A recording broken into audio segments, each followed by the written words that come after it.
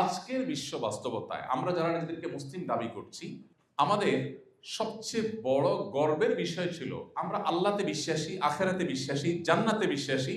আমার কাছে দুনিয়ার মোহ তো খুব বেশি একটা আমাকে দুর্বল করতে পারার কথা না। দুনিয়ার সব কিছু যদি আমাকে দিয়ে দেওয়া হয়, আমি জানি এখানকার কোনো প্রাপ্তির নিশ্চয়তা নাই, তৃপ্তির স্থায়িত্ব নাই, কোনো প্রাপ্তির নিশ্চয়তা নাই। আমি সুখী হব কোনো গ্যারান্টি আছে? আমি পৃথিবীর সবচেয়ে বড় পাওয়ারের মালিক হয়ে গেলাম, সবচেয়ে বেশি অ্যাসেটের মালিক হয়ে গেলাম, তাতে কি আমার সুখের গ্যারান্টি আছে? নেই।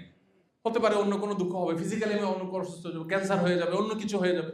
তাহলে এখানকার শান্তি প্রাপ্তির কোনো নিশ্চয়তা নেই। আর যদি আমি পেয়েও যাই, ঠিক আছে, সবকিছু আমি এনজয় করছি, গুড, এটার তৃপ্তির কোনো স্থায়িত্ব নাই। আমার মৃত্যু আসলে আমাকে চলে যেতে হবে সব রেখে। তাহলে ইমানদার দুনিয়ার জন্য চেষ্টা করবে, কিন্তু এরকম হবে না যে তার আখেরাত বরবাদ করে দিয়ে, জান্নাত বরবাদ করে দিয়ে, আল্লাহর অসন্তুষ্টি নিয়ে হলেও তার দুনিয়া চাই, টাকা আমাকে লাগবেই লাগবে, তাতে আমার আদর্শ যাক, হালাল হারাম বাজ বিচার না করে হলেও, আল্লাহ নাখুশ হলেও, জাহান্নামে যেতে হলেও আমি হারাম করব, আমি কোম্পানির ফাঁকি ঝুঁকি দিব, আমি 2 নম্বরে পথে উপার্জন করব, যেই ইনকামটা আমার জন্য অ্যালাউড না সেটাও আমি কামাই করব, আমি অবৈধ পথে উপার্জন করব, আমি ভোক্তাকে ক্ষতিগ্রস্ত করব, আমি মিথ্যা করব, প্রতারণা করব, তারপরে দিন শেষে আমার টাকা চাই। এর নাম হলো দুনিয়ার মোহ। আর এর বিপরীতটা হলো কি? দুনিয়া অবশ্যই চাই। আল্লাহ বলেছেন ওয়ালা তানসা নাসিবাকা মিনাদ দুনিয়া, তুমি পৃথিবীতে বসবাস করতে হলে পৃথিবী তোমার লাগবে, সো তুমি সেটাকে ভুলে একেবারে সন্ন্যাসী হয়ে যেতে তোমাকে ইসলাম বলেনি। ইসলাম সেই ধর্ম, আল্লাহ কোরআনে বলেছেন রুহবানিয়াতান ইবতাদাউহা, বৈরাগ্যতা, এটা খ্রিস্টান ধর্মের লোকেরা যখন প্রথম এটা তারা শুরু করে, আল্লাহ ডিসকারেজ করেছেন যে না, মা কাতাবাল্লাহু লাকুম, আল্লাহ তাআলা তোমাদেরকে বৈরাগী হতে বলেননি, বরং আল্লাহ বলেছেন ফাইদা কুদিয়াতিস সালাহ ফান্তাশিরু ফিল আরদ, নামাজ শেষ হয়ে গেছে, বের হও, ওয়াবতাগু মিন ফাদলিল্লাহ, বের হয়ে উপার্জন করো। ফ্যামিলির মুখে যে খাবারটা তুলে দিবি, তাদের জন্য যে মান্থলি ইনকামটা করে নিয়ে আসবে, এটার কারণে তুমি আল্লাহর কাছে সওয়াব পাবে, এটা তোমার ইবাদত। সো ইসলাম আমাদেরকে বৈরাগী হতে বলে না। আমাদের ব্যবসা বাণিজ্য থাকবে, আমাদের কর্পোরেট জগতের কার্যক্রম থাকবে, কিন্তু এগুলো কোনোটি যেন আল্লাহর নির্দেশের উপরে উঠে না যায়। আমার যদি কখনো অপশন আসে, আমি হয় আমার পার্থিব স্বার্থকে সামনে রাখবো, আর না হয় আল্লাহর নির্দেশকে সামনে রাখবো। অ্যাজ এ মুসলমান, যেহেতু পার্থিব স্বার্থ সামনে রাখলে আমি যা পাবো সেটা খুবই সীমিত, আর আল্লাহ আখিরাত সম্পর্কে কোরআনে বলেছেন ওয়াল আখিরাতু খায়রুন ওয়া আবকা, আখিরাত হলো সবচেয়ে ভালো এবং অনন্তকালের, অতএব আমি সেটাকে প্রায়োরিটি দিব। ব্যাস, এটা হলো ইমানদার। পৃথিবীতে যখন সেই ইমানদারের সংখ্যা বাড়বে, যেই ইমানদার তার ভিতরে দুনিয়ার মোহ থাকবে না, দুনিয়ার কাজ সে করবে, পার্থিব কাজ সে করবে, ব্যবসা বাণিজ্য সে করবে, কর্পোরেট জগতে তার বিচরণ হবে, কিন্তু এগুলো তাকে তার আল্লাহ থেকে সরাবে না, এগুলো তার নামাজ থেকে তাকে দূরে রাখবে না, এগুলো তাকে হারামের পথে নিবে না।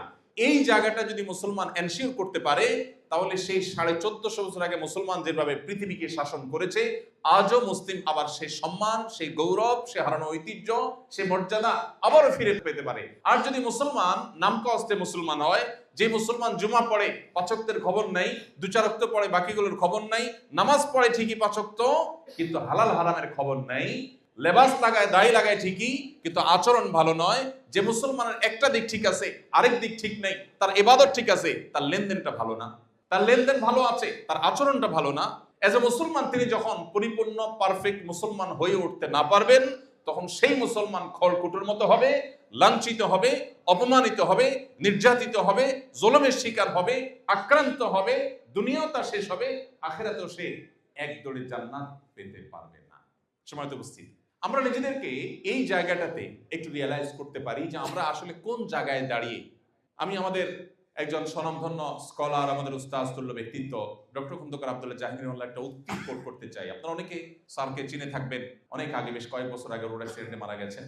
ইসলামী বিশ্ববিদ্যালয় কুষ্টিয়ার প্রফেসর ছিলেন। ডক্টর খন্দকার আব্দুল্লাহ জাহাঙ্গীর রহমানুল্লাহ বলতেন, আমাদের দেশে মুসলমান 2 প্রকার। এটা স্যারের ভাষা। উনি বলতেন মুসলমান 2 প্রকার, একটা হলো সেকুলার মুসলমান, একটা হলো রেগুলার মুসলমান।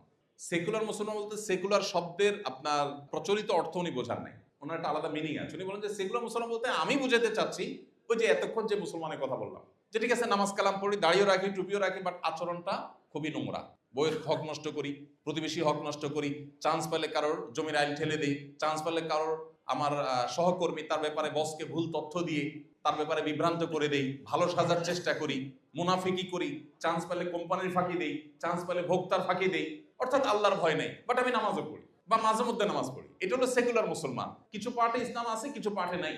আর রেগুলার মুসলমান হলো সিরিয়াস মুসলমান, যার জীবনের সবকিছুকে সে আল্লাহর সামনে সমর্পণ করে দিয়ে বলেছে, ইন্না সলাতি ওয়া নুসুকি ওয়া মাহইয়ায়া ওয়া মামাতি লিল্লাহি রাব্বিল আলামিন। আমার সালাত, আমার কুরবানি, আমার হজ, আমার জীবন এবং আমার মরণ সবকিছু আল্লাহর শানে আমি সমর্পণ করলাম। এর নাম মুসলমান, এর নাম মুসলমান। এ হলো সিরিয়াস মুসলমান। এই মুসলিমের সংখ্যা যখন আস্তে আস্তে বাড়বে, অল ওভার সংখ্যা কম হতে পারে। ওই যে 313 জন আজকের এই দিনে যথেষ্ট হয়ে গেছেন, এখন 3,13,000 জন, 3,13,000 জন, 30,13,000 জন সেই জায়গাটা যেতে পারছি না আমরা। কারণ আমরা যে ইসলাম চর্চা করছি, এই ইসলাম আসলে কোরআন হাদিস আমাদেরকে যে ইসলাম চর্চা করতে বলেছে তার থেকে অনেকখানি দূরে। তো এই যদি হয় আমাদের পার্থিব অবস্থা, কিয়ামতের ভয়াবহতম দিনে কিভাবে এই ইসলাম নিয়ে আমি জান্নাত আল্লাহর কাছে জোর গলায় প্রত্যাশা করতে পারি, কিভাবে জাহান্নামকে আমি প্রতিহত করতে পারি, কিভাবে মুহাম্মদ সাল্লাল্লাহু আলাইহি ওয়াসাল্লামের সামনে মুখ উঁচু করে দেখাতে পারি। ভাইরা আমার, ইসলামটা কিছু রিচুয়ালের নাম না। এই যে রোজা রাখলাম, ইফতার করলাম, সাহারি খেলাম, আল্লাহর কসম এটা ইসলাম না পূর্ণাঙ্গভাবে। এটা ইসলামের একটা পার্ট হতে পারে। ইসলাম আপনি আপনার ডেস্কে যখন কাজ করেন, আপনি বাসায় ওয়াইফের সাথে কতক্ষণ চ্যাটিং করেন আর কোম্পানির কাজ কতক্ষণ করেন, মাঝে ফাঁকি কতক্ষণ দিলেন, এই হিসাবটা আপনার সেন্সে যদি আসে, দিস ইজ ইসলাম।